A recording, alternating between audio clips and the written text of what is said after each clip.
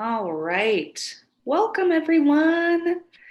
Thank you for your patience with some technical difficulties this morning. We're going to get started in just a couple minutes here. We're going to allow some time for some people to transition over here from Crowdcast. Again, thank you so much for your patience. We're really excited to have you here today. My name is Maria Plussel. I am the executive director of Ministar. We're the nonprofit organization that kind of connects the tech community through meaningful ways. In the before times, it was a lot of in-person large events. Obviously, this year's a little bit different. We're really excited to have the team from Accessible 360 doing this three-part series on accessibility. We're going to get into that a little bit more. Today, we're going to be discussing Accessibility 101. Then next month on November 24th, is that right, Michelle? Mm-hmm. Okay.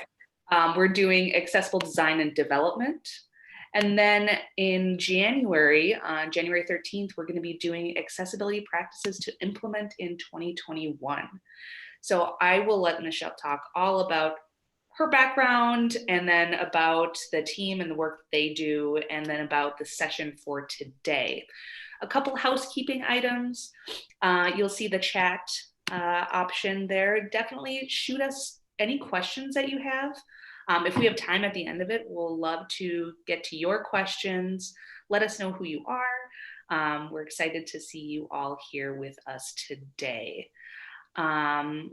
With that, I think I'm actually just going to kick it over to Michelle. We have a lot to cover today. And so thank you so much. And I'll let you introduce yourself. Great. Thank you so much. Hello, everyone.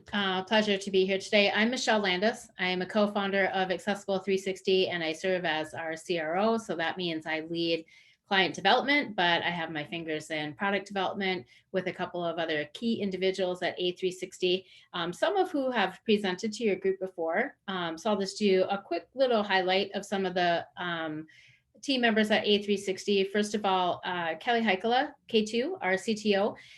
He may be joining us on one of these later series. And Aaron Cannon was a co-founder at A360, served as Chief Accessibility Officer and helped train in our auditors. What we're known for at A360 is live user auditing.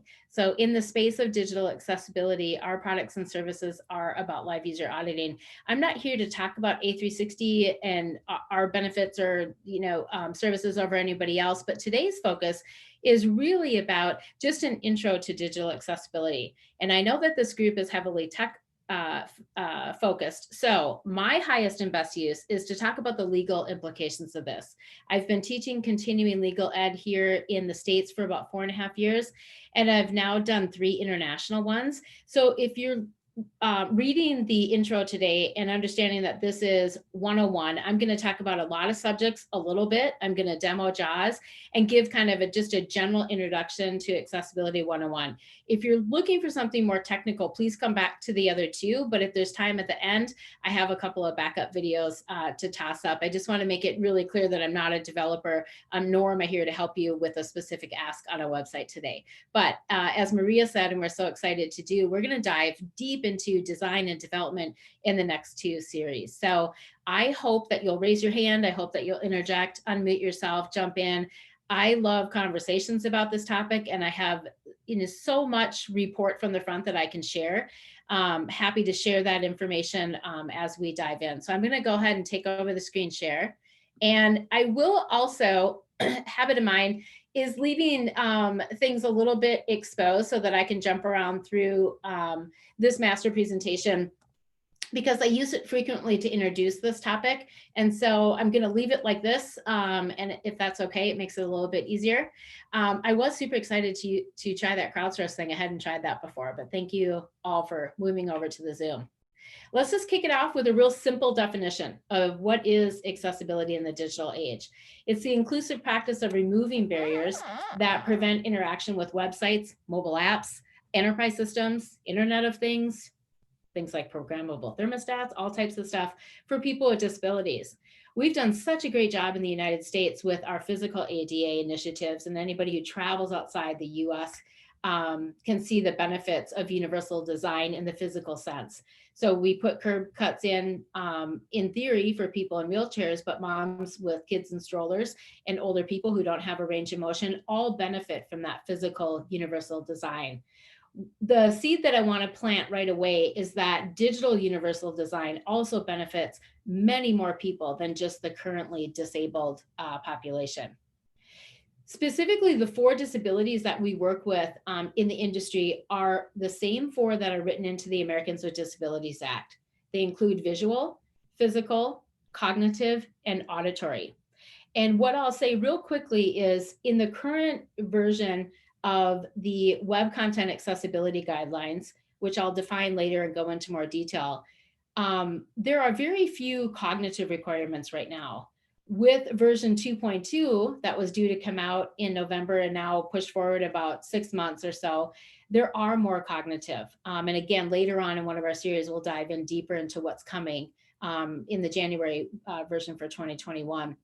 Auditory issues for people with disabilities are pretty easily solved in our day-to-day work and for our client companies out there. And one of the main reasons for that is the major players, YouTube, Vimeo, a lot of the plug and play ones like Brightcove and other ones, they've done a really good job of solving for auditory. And then the work is just making sure for keyboard only navigators, right, the people with physical disabilities, making sure that they can navigate to the movie, start it, pause it, stop it, and then close it, navigate away from it, because otherwise it would continue to play right in, through via screen reader.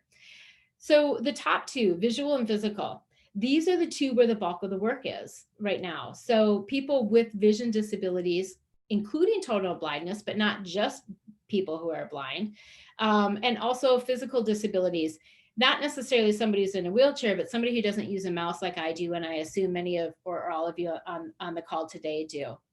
So when we talk about people with disabilities, it's important to understand it's a pretty large group of people and it's a growing group of people. And we've never been in this situation with human beings before that we're all aging dependent on this, right? I don't know the last time any of you went anywhere without your phone. I'm trying really hard to limit my screen time use of it, but it's an extension of us and at every age now. Those of us who are a little bit older started using it when the retinal displays weren't that great and everything else. So anyway, I just want to introduce this concept that don't think about digital accessibility just for people who are currently disabled, but think about it for yourself in the future and all of your potential clients and current clients. Keep in mind that 1 in 10 men are colorblind. So things like color contrast and those types of things, that minimum font requirements are so important. And it has nothing to do with someone who's blind. It has to do with the general use population. A couple of other high power stats are that 1 in 3 US families have a family member that has a disability, and the estimated spending power of those with disabilities and their loyal friends and family is an estimated $544 billion. So if you're a business that sells online or you book your services online, this is about you and for you, right? Because it opens up the potential business opportunities for you. The need for digital accessibility is really real. There's a couple of great examples in here, and I'll pull on a few heartstrings here if you'll let me. Inaccessible HR portals, big problem. They can exclude millions of people from even applying for a job. I have lots of stories from the front about maybe the first application was okay and the person was able to submit a resume, but then the follow-up processes in the HR hiring or onboarding, like taking a quiz or an assessment test, horrible stories out there about where people with disabilities fall off in that job hunt because everything is online now, right? So if you are a company that has job applications on your website, this is one of the first places I would go and look to make some improvements. I'm going to talk later about the Americans with Disabilities Act, but keep in mind, Title I is employment. And there are many companies that claim to be equal employment opportunities, and they'd never discriminate knowingly. But an elephant in the room for you to think about is, could anybody with a disability or could any blind person, for example, apply to work at your company? Dig into that one. Federal legal requirements exist in medical or healthcare, education, and government. And by education, I mean public education. So 2 types of organizations out there that you might work for. You might work in healthcare or medical field. You may work in public education, K through 12, or a university that accepts FAFSA. That's a good way to get it straight in your head. There are private education organizations out there, and they're not held by that current federal law, which I'll explain in a little bit. And then, of course, the government itself. If you are not in one of those business verticals, you're in what's called a place of public accommodation, right? Now, you don't have a federal law requiring you to meet accessibility requirements, but there's overwhelming case law, and that's what I'll share with you in a little bit. Parents and caregivers with disabilities can't access critical information. So, for example, Aaron Cannon, one of my co-founders at A360, has 5 children. Imagine having 5 children once they're all old enough to be in school and trying to find their grades, or gosh forbid, their online learning now, or even just when school's in session. I always talk about this one. Could a blind caregiver access their grades? Could they find out what the homework is for that night? Or could they put money on the kid's hot lunch account? These things I think visual users and parents take for granted, but we need to make sure that equitable access is there for everybody who's caring for children. Aging workforce. People want to remain in their jobs. Companies want them to, right? And so it's really important that we ease into this idea of universal design and full digital access as we age, in place with technology and our dependence on it to do our jobs. Also, the general public is demanding equitable access. COVID has accelerated many things in our lives. One of the things that it has really brought to attention is the vast digital divide for students who are trying to learn where there isn't broadband, but also for people with disabilities. We focused early on in the critical businesses, right? Like groceries and banking and healthcare and different things like that this year to try and make sure we could do all we could do to help in this pandemic. It is really important to understand that this has accelerated or kind of exposed this need in businesses. I'm going to skip down to the business case for digital accessibility and talk about some highlights here. I might have to restart my PowerPoint if I lose my images, so bear with me if I do that. Nothing like live presentations. You can read them on the screen. First and foremost, social responsibility, right? What I have found since being in this business for the past 5 years is that once people know better, they typically do better. Very few people, when shown or told that this is an area or this is a blocker, say, okay, not interested. Everybody leans into universal design and they want to learn more. The fact is you can't do everything all at once, right? And so what we'll talk about in our subsequent series is how you can start putting this into your organizational plan. Again, I spoke earlier about maximizing profits. It's kind of an easy, obvious one. Financial. You can build accessibility into new websites and new apps, and I couldn't be a bigger proponent of that. It is less expensive than to audit something and go back and put accessibility in where it wasn't, but that's necessary every day with businesses as well. And then just trying to evaluate what that is. And the benefits to it and what time you do it. Legal risk is a big one that's driving this, right? The elephant in the room is this is a hugely litigious area for anybody operating a B2C website or have a mobile app, and even B2B companies, especially those who are in technology and who are selling their services to other business verticals, are being asked, is this product accessible, right? Have you enabled equitable access to everybody?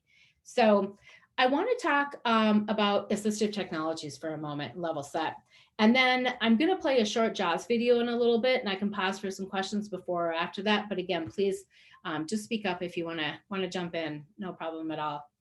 Assistive technologies, things like screen reader software, right? JAWS and NVDA. These are the 2 most popular desktop screen reader softwares out there. JAWS you pay for, NVDA is free. Until recently, JAWS really had a big share of the market, even though you did have to pay for it, $1,200, $1,500, $2,100 for the software. A lot of completely blind people have multiple ways of getting that reimbursed or paid for. And so it did have a really big market share. NVDA has come on in the past year and a half in a big degree. You can download this on your PC. If you are a Mac user, or if you're thinking about mobile assistive technology, on iOS, it's called VoiceOver. and on Android it's called TalkBack. These other pictures here, let me run through a couple of examples and then talk about some I don't have here. This one in the upper left is an Retinal Mouse. Versus using a mouse like I'm doing on the tracking, you would simply, not simply, but you would very painstakingly move your eyes from keystroke to keystroke, blink to activate. And there are some great movies out on the web that show how people with complete paralysis or the inability to control the movements in their extremities, like their hand, to operate a mouse the way that I do, that's another great option. You'll also see something mounted on wheelchairs often, which is a sip and puff. And actually inhaling and exhaling will make the keyboard strokes work. And so again, it's amazing what people can do digitally, even with severe disabilities. This one here in the middle, simple switch, very common. Instead of using a mouse, just using a simple switch like this. And this small laptop looking device is a refreshable Braille display. Again, lots of great videos on the internet to show how those are used. The dots on the bottom there will actually raise and lower the Braille alphabet for those people who know it. Anecdotally, Braille is a topic that sometimes is not taught as often anymore because of the built-in digital screen readers. But think for a moment, if you can with me, if you move straight to screen reader technology and you never learn Braille as somebody who's blind, you're listening to everything. If you do know Braille and you can leverage a refreshable Braille display, your websites and your content and your social media and all of that would literally be read more tactically right through the Braille, and you don't have to listen to it.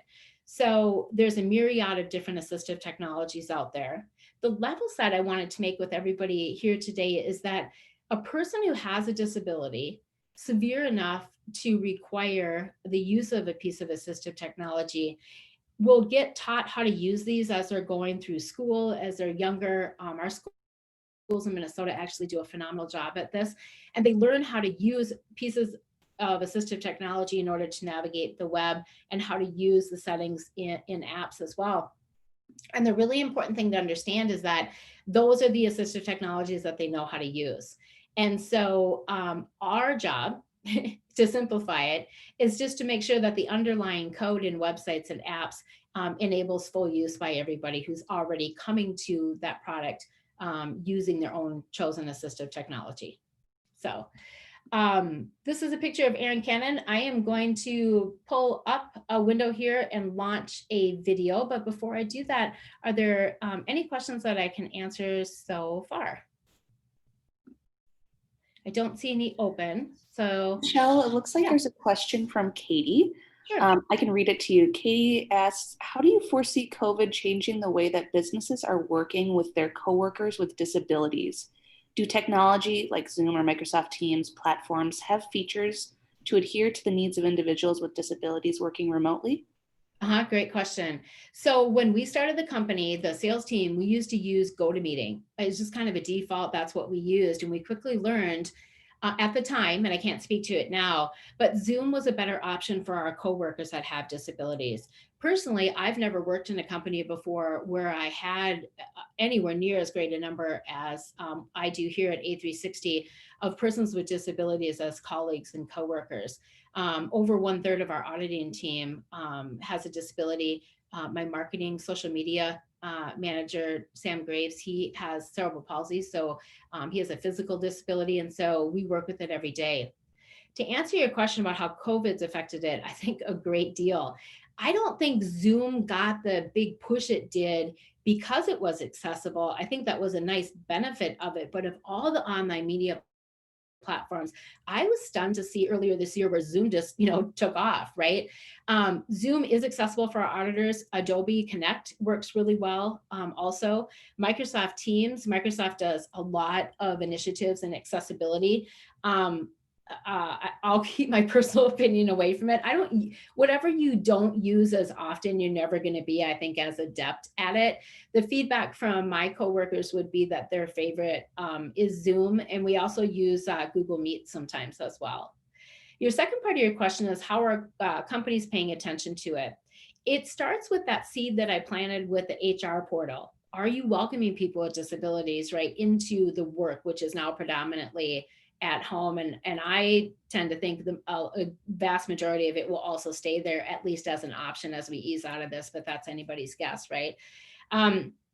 When you're doing meetings, when you're setting up agendas, when you're doing PowerPoints, all of those types of things, we have just been inundated with requests outside of like auditing work, like audit this, fix it, or help us build this, to a more well-rounded corporate ask, which is, am I paying attention to people with disabilities? How do you set up meeting agendas correctly so that they're read with heading levels and different things like that? So I think it's just an absolute wonderful question. There's some simple things that you can do if you're doing a Word document or a Google document. Use those heading levels, use them in order. On PowerPoint, there's some accessible templates out there that I could send a follow-up link to that give you a good start. And what they did with those is they tagged a lot of the areas inside of those PowerPoint templates. And if you use those, you have a really good start to it.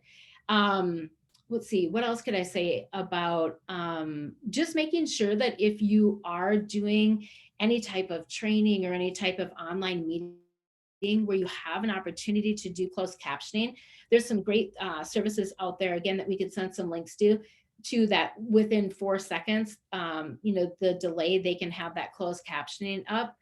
Online events, another really big area for companies, right? So we're working with some vendors who are rapidly trying to gain in that space and do more virtual events, and all of those things come into play. It was a really, really great question.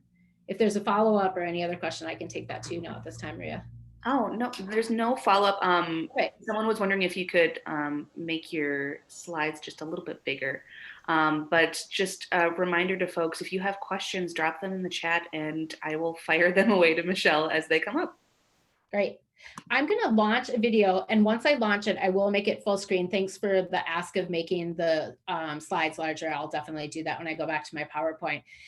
This is Aaron Cannon demoing JAWS screen reader on the Cheesecake Factory site. I just want to note 2 things.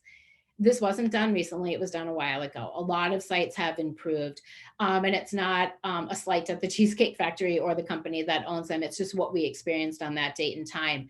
I'm gonna let it play, and if you can, when his screen reader is reading, I really encourage you to close your eyes. You can never mimic what it's like to be blind. I don't even like that statement, but if you do close your eyes, you will get a feel for how fast the screen reader reads before Aaron turns it down. Most of our auditors and a lot of blind people listen to their screen reader at about 500 or 550 words per minute. It's incredibly fast. And so I wanted to give you kind of an immersion experience, and also to plant the next seed, which is on websites for people with disabilities using screen reader software, for example. There's no concept of on top of or underneath or next to or footer. It is a constant stream of information. So there is only before and after. It's incredibly linear. And hopefully, I won't watch this whole thing, but I'm going to play it for a little bit and then I'll stop it at a good spot. All right, so here we are at the Cheesecake Factory. Just said, welcome to the Cheesecake Factory. Let me slow down my screen reader so you can have an easier time understanding it. Slower. All right, that should be better. Welcome to the Cheesecake Factory. Welcome to the Cheesecake Factory. List of 5 items. Visited link, menu. So we've got a list of 5 items, and we've got a link, which is menu. Visited link, locations. A link of locations. Link, gift cards. Gift cards. Link, careers. Careers. Link, more. List end, blank. All right, that's the end of the list. And then if we keep going down. Visited heading level 1, link the Cheesecake Factory. The next thing I hear is a heading level 1, and it says the Cheesecake Factory, and also tells me that that's a link. Heading level 2, more than 250 dishes clickable. More than 250 dishes. Link, buy a gift card. Buy a gift card. That doesn't really. Heading level 2, visit US today clickable. Heading level 3, view hours, get directions and download menu clickable. So it's kind of doing something a little bit unexpected. As I just up and down arrow key through that text. List of 5 items. And then, and now it totally threw me out of my location. I just lost my spot. But as I was arrowing up and down on that text, I could tell that that text was changing, but I wasn't really being told that that text was animating. So that's a pretty big problem for screen reader users. Anytime you have a carousel on your web page, you need to pay special attention to it to make sure that it's accessible, and that doesn't appear to have been done in this case. Nope. And so that can be pretty confusing, where you have content that sort of animates and updates on the fly without notifying screen reader users. The Cheesecake Factory, heading left blank. Link visit Fernandova.com. Link salted caramel cheesecake. List of 5 items. Link Facebook. Link Twitter. And we got Facebook, Twitter, so Link. we've got their Pinterest. social media Link. icons. It's link. Newsletter. List end. List of 5 items. Link contact US vertical And then we bar. have another list. Link investors vertical bar. So the page is pretty well structured. They have their lists of things, and those are in lists. So that's good. One thing to note is that screen readers really, when I look at a page with a screen reader, it's a very one-dimensional view. So I start at the beginning of the document and I go down and through into the end. And there's not really a concept of something being beside something else. If you have some text and there's an image next to it, that's not really something you can communicate to a screen reader user. It's a very, when a screen reader sees a web page, it's a very linear view. You start at the beginning and you go through to the end. There's really only a concept of something being before something else and something being after. And so because that is the case, screen reader users miss a lot of the visual clues that sort of help them to know what is where. And because of that, you have to provide that information through proper coding in your HTML and sometimes through the use of ARIA. So I'm going to stop that there and go back out to my deck because I want to make sure that I cover some of the laws and those types of things, and then have time for other questions as well. So I'm going to go ahead and put this in presentation mode for you guys. So the slide is really big, and walk through this part. So earlier I talked about there being 2 types of organizations, right? Those that are required by law to be accessible, and then those that are just often legally targeted, where there is no federal law. So let's talk about the concept of Title III of the ADA and the concept of public accommodation. So per the Americans with Disabilities Act and Title III of it, it prohibits the discrimination of persons with disabilities in places of public accommodation. Now, this law was written and passed prior to the internet launching, right? So this is put into our laws here in the United States in 1990. And so what the plaintiff attorneys have done is they've adopted this concept of public accommodation, a place of public accommodation. And first, what they did was just assert and establish, and it was pretty easy to do so, that the internet is public, right? Pretty hard to argue with that. It's a place of public accommodation. The public can use the internet, and also mobile apps as well. That came a little bit later, but definitely part of this plan, right? So generally, the courts have held that a website of a public entity is also covered by Title III of the ADA. And companies are now understanding that it's possible to allow everybody into that digital space. And it just comes down to, how you go about doing that for your organization. But this is what they typically use. There are additional laws, and I'm going to talk about the State of California UNRRA Act and some other requirements, and also some global ones in a minute. But this is where it all got started. And so we talk about this, a lot of people use the term or the nomenclature or slang kind of ADA compliant. It's a little bit of a misnomer because there has not been an amendment to the Americans with Disabilities Act yet to specifically call out digital properties. There are laws and guidelines out there, Canada, the EU directive, and lots of these other ones that I'll touch on briefly in a little bit. But I did want to circle back to the Rehabilitation Act of 1973. Doesn't roll off the tongue. Not very many people have heard about it, but that's where the term Section 508 compliance came from, because actually this is the only federal law that has anything in writing digitally, specifically requiring digital properties to be accessible. And it dates back to 1998. And so these two amendments were made in 1998. One of them, Section 508, is the one that gets the most name recognition because it gave way to the Section 508. And it requires federal agencies to make their electronic and information technology, EIT, again, probably a little bit dated acronym there, to be accessible to people with disabilities. The easy way to separate these in your head is Section 504. If you get federal funding for your program, thus public education, K through 12, and colleges and universities that accept FAFSA applications, or healthcare, then 504 is the requirement that was put into place in 1998. What I will tell everyone here, and I tell everyone all the time, not a lot of people were aware of that. Not a lot of organizations in healthcare, even the government, and for sure public education, kept up with that, right? There were these old Section 508 compliance, and it's been a thing, but it's kind of been a thing in theory and not always in full practice. And so again, just a quick summary of the Americans with Disabilities Act, the one that's referenced all the time. Title I is employment. So as I said earlier, my advice to you is to check out your HR portals first, because it's not only an issue of digital accessibility, but it's also an issue of employment practices. So it's a biggie. And then Title II organizations would be those public entities, right? Like local government, medical, public education. And then I would assume the majority of you are in a place of public accommodation business, but I'm not entirely sure. Let me get through a couple of other highlights. There could be, a couple hundred cases in here of case law around the United States. Super important to understand.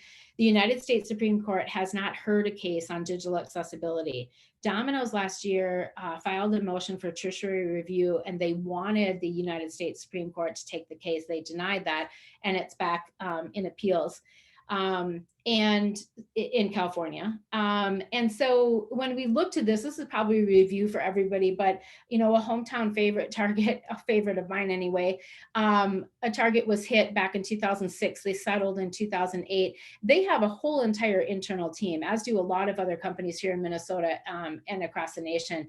But one thing that I like to share with people is Target offers one of the most accessible, environments on the internet today. There's lack of a worse pun, there's still the target sometimes of litigation, because whether or not you're fully accessible or fully usable by people with disabilities is truly a separate concept than does a plaintiff and a plaintiff attorney want to come after you. And so I just want to level set that. I think they're doing a phenomenal job. As well as Wells Fargo was an early one. They settled for a big settlement. They have an internal team. They use third-party vendors as well. The reason I have Netflix on here is because this talks about the idea of nexus, kind of a tongue twister. So it is, the circuit courts are split in their review of whether or not there is case law establishing digital accessibility requirements for a business that has a bricks and mortar location or just online. And the important thing to understand about Netflix, if you want to dive into these two cases, is they actually had this asked twice. In the first one, they said, no, you're okay because you're online only. And in the second one, they said, no, you're accountable for that.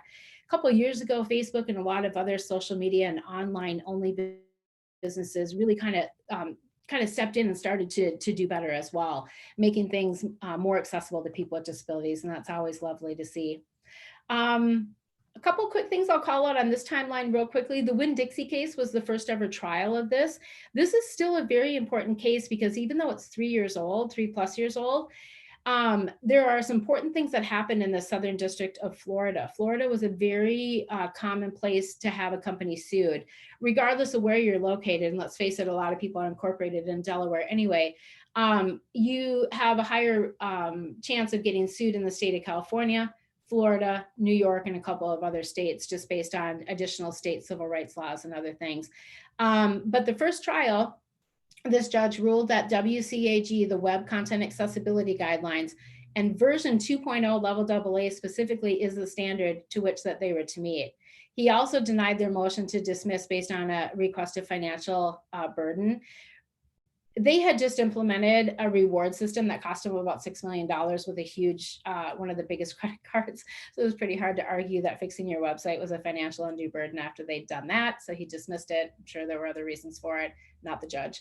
But also they said that the Winn-Dixie company was responsible for third-party vendors.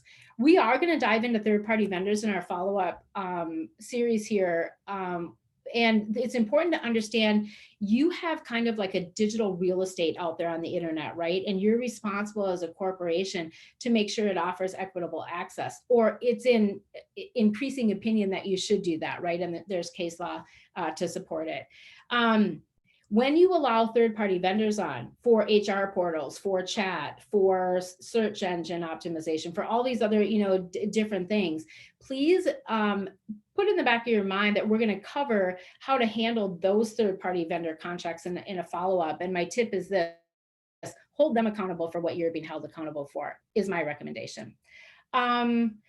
There was another trial, Omni Hotels International, in full disclosure, we provided expert witness testimony for that one. So it's public knowledge. I can move on from here. This is my slide to let people know what it feels like when they're hit. It's a little bit of crisis management if you do get a lawsuit in one of these. But I do want to walk you through the guidelines. This slide really articulates kind of the progression of them. So when we talked about Section 508 and 504 compliance, again, that was in place from 1998 to 2017, when they made the 1-year required notice period that in 2018, they were going to adopt the WCAG 2.0 level AA. This has not changed. So if you are in government, healthcare, public education and being held to those guidelines, please note that even though WCAG 2.1 came out 2 summers ago, the requirements for Section 508 were refreshed in 17, in effect in 18. They haven't refreshed again. 2.2 is due to come out. Maybe they'll do it then. I'm not sure. I'm not in on those decisions, but we're definitely keep everybody in our community here updated on that as it rolls out. When 2.0 was released, the relief to those in the technical world was much clearer guidelines. There's really excellent supportive documents for it. There's not just one way to fix the code. They wanted it to be a little bit more future-proof.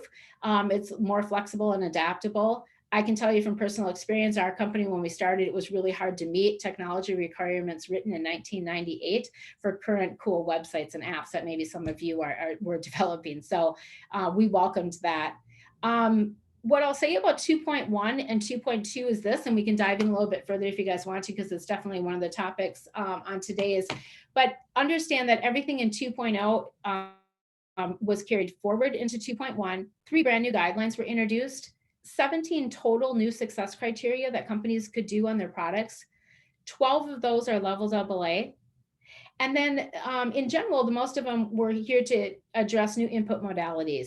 A lot of mobile responsive things and different stuff prompted the 3 brand new guidelines. Now, there's probably a ton of you on the call today that know more about the specific technical guidelines of that. Again, my disclaimer in the beginning was I don't do the audits, but happy to follow up on these later. And what I will tell you about 2.2 is that we're going to bring some updates on what we have gotten notice on, and some of you can source as well if you really dig into it.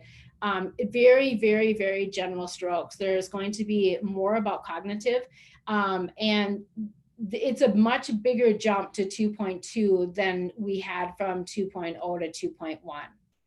Another thing that I can share with you guys, just report from the front. This is not an absolute, but what we see in our personal business practice is that even though many companies receive a demand letter or a lawsuit requesting or requiring or insisting on 2.1, to date, the vast, vast, vast majority can settle that legal request to 2.0 first and then get to 2.1. And so there's a choice here to be made. That's what I'm saying. There's a choice if you want to go to 2.0 compliance first and then add in these additional success criteria if you'd like to. It is very common to see 2.1 in lawsuits. It's also very common to see them in VPATs. VPATs are something that those of you in the technology world might get asked to produce on your on your product. And I can talk about that in a little bit if that pertains to anybody here on the call today. Let me move down through a couple more of these slides, just kind of paying attention to the time. Another level set, which I think a lot of you already know, is that the W3C is the worldwide organization that brings us the web content accessibility guidelines. And again, we use them when we're testing mobile, right? And you guys do too, but mobile apps weren't out when this was written. So that's why it only has the word web in it. 4 general categories, again, probably repeat for the majority of you, but if you're new to this topic, right, and the title of the session was Accessibility 101, I just want to categorize the principles in the Web Content Accessibility Guidelines. They fall into 4 main areas, and those are perceivable, operable, understandable, and robust. And again, we'll dive really deep into these in our next 2 sessions. I do want to round out the legal part of this and talk about the common elements of settlements, and then also some of the emerging requirements and enforcements that you guys should be aware of. And it'll set kind of the tone for our next 2 sessions as well. If you do get sued, understand these generalities. And again, this is from our experience. It wasn't a scientific test, but the reality is that 90% of legal actions get settled within 2 days to 2 months. Very, very, very, very few progress through the courts, right? And so if you get hit with legal action, demand letter or lawsuit, you now have 2 projects. You've got to litigate this, and then you've got to decide it as a company how you want to go about fixing your digital products or not and just settle, but the option is up to every company. If you enter into settlement, it is very typical that you agree to get an audit from a third party. You should post an accessibility statement or consider doing so. Another common requirement of the settlements is that you agree to get technical training for your team. And whether that team's in-house or in conjunction with your agency, it's a really good best practice overall as well. Some of them will require you to continue to monitoring. A good practice, which I see, quite frankly, I don't see this as often as I did a few years ago, but I can't stress enough how important I think this is. If you are at a big company and you don't yet have the accessibility coordinator moniker on somebody's job, it doesn't have to be a new FTE, but there's 2 concepts here I want to introduce to you or recommend. One is somebody from your technical team add accessibility coordinator to their title, kind of be in charge of getting the rest of the team educated, up to speed. Maybe they're the liaison between you and your vendor. The other thing is if you are a much bigger company, you might consider an accessibility committee. In that scenario, I'd take somebody from risk or compliance. I'd take somebody from legal if you have in-house legal. I'd take somebody from technical. I'd take somebody from marketing, and I'd create a little committee. And I'd suggest that you guys meet at least twice a year, maybe quarterly, possibly develop a corporate accessibility policy, which again is one of the things that we'll talk about in January, kicking that off for the new year. And then lastly, just a common goal of the litigation is possibly to obtain a letter of conformance or improve your digital products so that they substantially conform to the WCAG guidelines, and or another definition is that they're highly usable for people with a multitude of different disabilities. This is the last slide I want to go through in the legal, and then I'm going to pause for some questions. If we have anybody out there that wants to know about VPATs, that's my next slide up. And then I'll probably pull out of this presentation, check the time, and we'll see where we're at with Q&A. There was one new law passed almost 2 years ago now, the 21st Century IDEA Act. This is a regulatory law that builds on the Section 508 and Section 5 compliance. And it's a requirement that our executive branch now has of government to report on their accessibility. So now starting at the end of this year, they now have to report on what they're doing. That's what the 21st Century IDEA Act is all about. I talked about EEOC, pay attention to your digital online applications. And then I'm going to talk about UNRRA and the Ccpa. Ccpa is the California Consumer Protection Act, and as part of their recommendations going forward, they included accessibility in the topic of privacy, right? So again, as a business operator, you've got multitude of different compliance topics. You have cybersecurity, privacy, now accessibility, others depending on your business vertical. But the CCPA law requiring 2.1 verification in 2021 of the cookie notifications that come up, right? So when you land on a website, this is something we're going back and all of our prior clients, we're making sure that they're up to 2.1 on this part. So it's something I definitely advise you to be aware of. And if you're putting those in place and do business in the state of California, be aware of that recommended regulation. And then the Unraw Civil Rights Act in the state of California.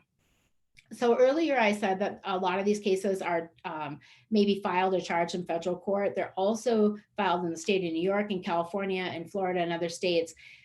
When they file a federal lawsuit, they also often now, especially in the state of California, file in state court. And the reason is they're making use of the Unraw Civil Rights Act. And the reason is because it carries with it a penalty of $4,000 per access violation plus attorney's fees. So for example, if a blind plaintiff says they accessed your website in the state of California in January, in June, in July, and then last week, and they were denied access all those times, then this is what they're going to be asking for. And then they ask for their attorney's fees to be covered as well. This has been in court cases for a long time, and we're starting to see rulings on it. So be aware of this. New York State also has civil rights laws, and New York City has specific civil rights laws as well. And those are often listed in these lawsuits. Globally, the Accessibility for Ontarians with Disabilities Act, there's some requirements coming in to our neighbors to the north now here at the end of this year. And looking over at the UK and the EU has its own directive. What I'll say just in general, so we can kind of make sure we get through the rest of the topics, is nowhere else on the planet is there the litigious environment that we have here in the United States. Over in the EU or the UK, they have more specific federal or national laws requiring digital accessibility. Their products aren't necessarily that much further ahead than ours, if at all. There's a greater awareness here in the United States. They lack a mechanism for regulation. Ours is, the threat of legal action. So that's what has driven it really here in the United States. Any questions? Maria, I'm going to just pause and kind of check the time, see if there's any other questions, and if anybody wants to know a little bit more about what a VPAT is. Yeah, a couple questions came in. And as we're talking, we do have about 10 more minutes, so definitely drop your questions in the chat here. So Andrea had a question around, said, I'm currently learning web development through a boot camp.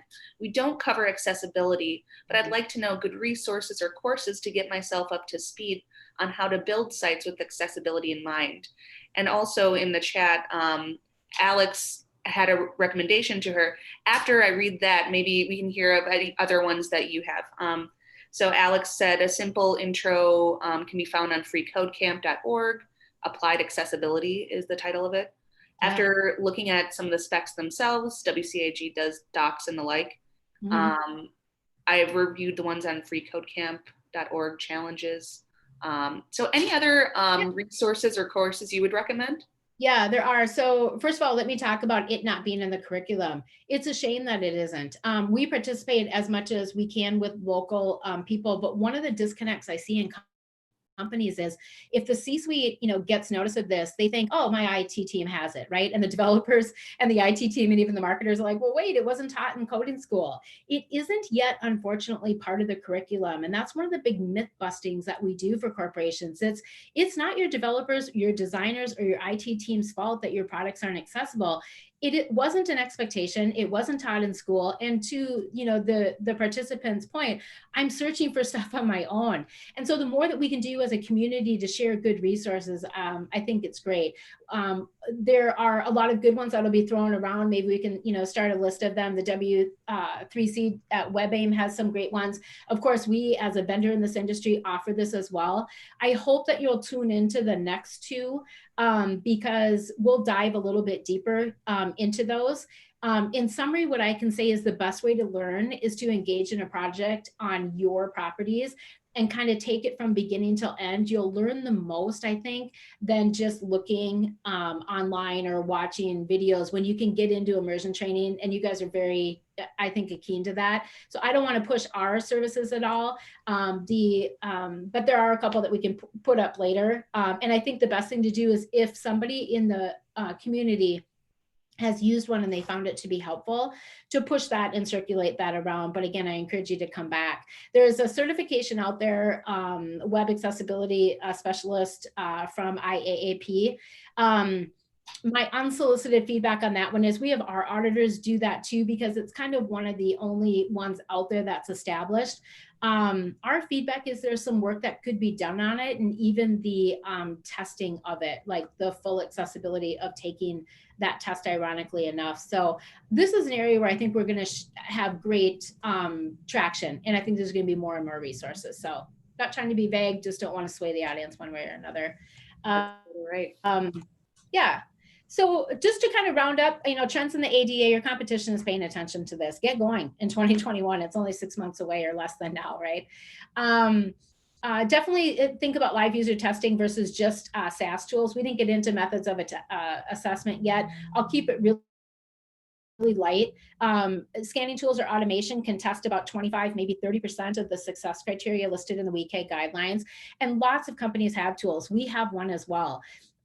So you just have to evaluate, are you getting good results? There's a lot of false positives in SAS tools too. So our general recommendation in formats like this is, if you are used to using one and you like it and you're getting good results, no reason to stop using it.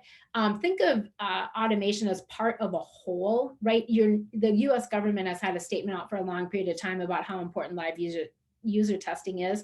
Whether you get that from a vendor or whether you develop those competencies in-house, really understand that this is about people. This is not about bots or a SaaS product figuring out if something is accessible. Just like, for you fancy designers out there, if there's any in the audience, the thought that you could run a scan and determine if a website has good design, well, that's why we have user testing, right? So we have live user accessibility testing for the same reason. We need to know if it works for humans, not just bots, but part of a whole.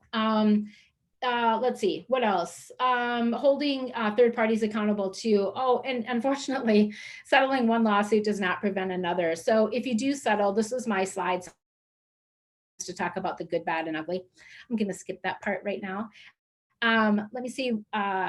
The other ones coming up, we have some high-level tips about becoming accessible. But Maria, I think with what's left, we could check and see if there's any other questions. We could talk about what's coming up next and for follow-ups.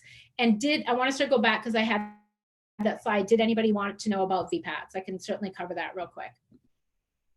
Well, while we're waiting to hear from the audience on that, I'll just share a comment that Andrea, follow-up comment from her, said, I'd like a tutorial/course to start to get the lay of the land, some sort of structure to dive in and learn before building a project. Thank you for the resources you suggested.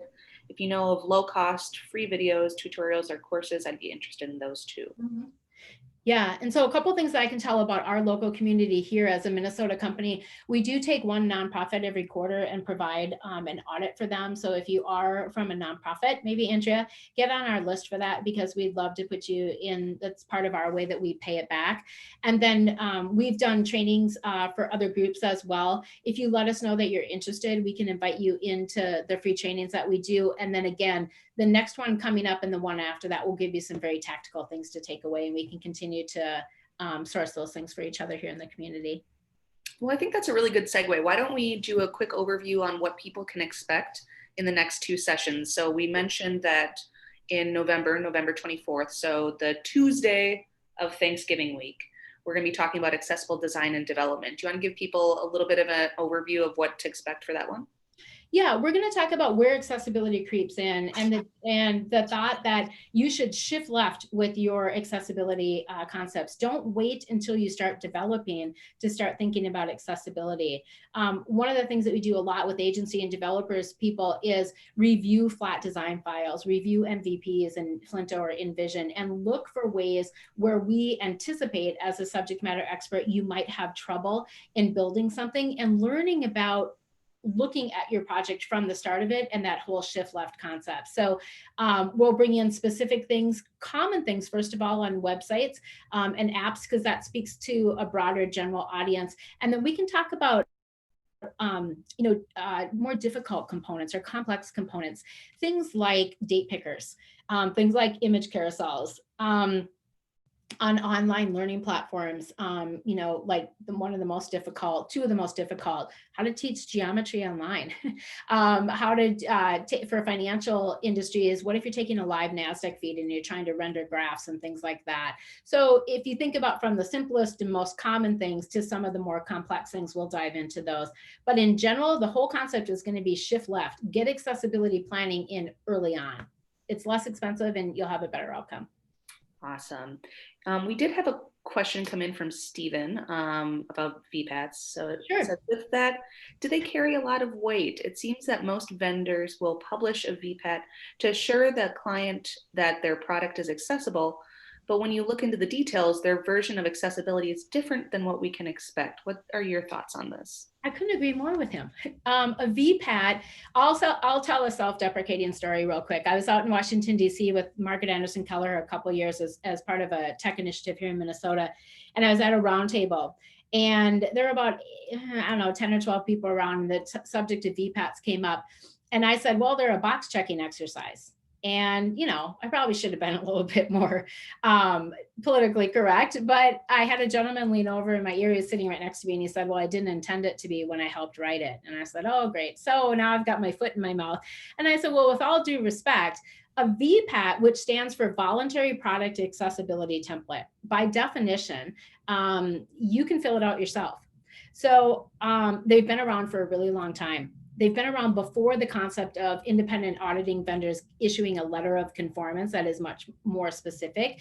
And the way that I would describe them and often do is this.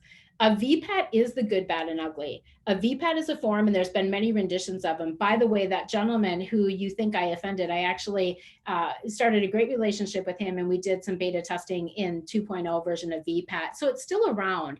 Where companies will come across it is typically in their own RFP processes. So if you're selling a digital product into a Title II entity, healthcare, government, or public education, they may ask you for your VPAT. And other companies might develop a VPAT just to have one on file.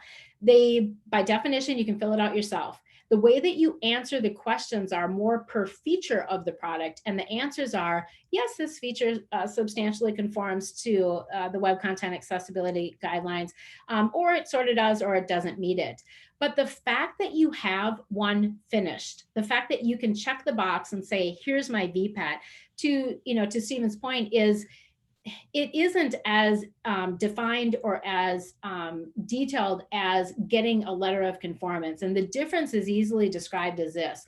A VPAT sort of like going to the doctor and getting a physical. And it's the good, bad, and ugly. Got to lose 20 pounds, your cholesterol's too high, you got a couple moles that we got to check out, whatever that physical examination shows. And a letter of conformance is more like a bill of health. You check out, you're good to go. So that's a super non-technical term of that. A couple of other trends with VPAT include this. A lot of the attorneys that we happen to work with in our own business practice don't want their clients filling out their own VPAT, because if you are using federal funds and you fill out a VPAT and it's not accurate, you are potentially on the hook for a much bigger and worse thing, which is falsifying a VPAT. And so a lot of attorneys and corporate in-house attorneys advise to get at least this part done by a third-party vendor so that they are independently evaluated. What I would recommend is this. If you're building a new product and you need a VPAT right away because you're in an RFP process, your sales team is bidding something, that's okay. You can do that. You have to do it right to continue it. But after you go through an audit and fix your digital properties and you get a letter of conformance, get a new VPAT so that the answers can all or almost all be, yes, this feature fully complies or almost always complies. So it's just a little bit of evolution, I think, in the kind of the review of digital products. Remember, VPAT's been around a really long time, specifically for digital or technological companies who are selling to Title II entities. And yeah, so hopefully that long answer, Stephen, helped. I couldn't agree with more of what he said actually in this question. That's a fantastic answer. So we're about at time. Folks, if you have any other questions, maybe Michelle, if we can drop your email in the chat here. Sure. That would be really great. Or and the link to Accessible 360. Like we said, we are going to have the team be talking with us on November 24th about accessible design and development. We're also going to be back after the new year, January 13th. And we're going to be talking about accessibility practices to implement in 2021. Michelle, are there any last things that you want to plug? No, I would just say that, yeah, we're going to go through. So some of the other things that we're going to cover will include, you know, the #1 website accessibility, use semantic HTML. I'll get you guys off and started and kind of teased about the future. And also, when in doubt, label everything. #3, be careful about ARIA between now and the time that we come back together. ARIA stands for Accessible Rich Internet Applications. And I'll leave you with this thought. If you Google it and you hear that it's an okay thing to use and you overuse it, you could do more harm than good. One of the analogies Aaron Cannon often uses is ARIA is a little bit like salt. Every recipe needs a certain amount, but if you use too much in any dish, even your dog may not eat it. So be careful with ARIA. Strive to solve accessibility first with semantic HTML. And then keep in mind too, designing for keyboard users. These are all just things that we're going to launch off next and kind of dive into, starting with design, where accessibility creeps in, and then some specific tactics for you guys. So. Fantastic. Well, thank you so much again for joining us. We are recording this. We will share it out. And when we do share it out, it will be captioned. Thank you for everyone for being flexible with the quick shift from Crowdcast over to this platform. Our next meeting will be on Crowdcast. So thank you all. Thank you, Michelle. And we will talk soon. Thank you for joining us. Take care.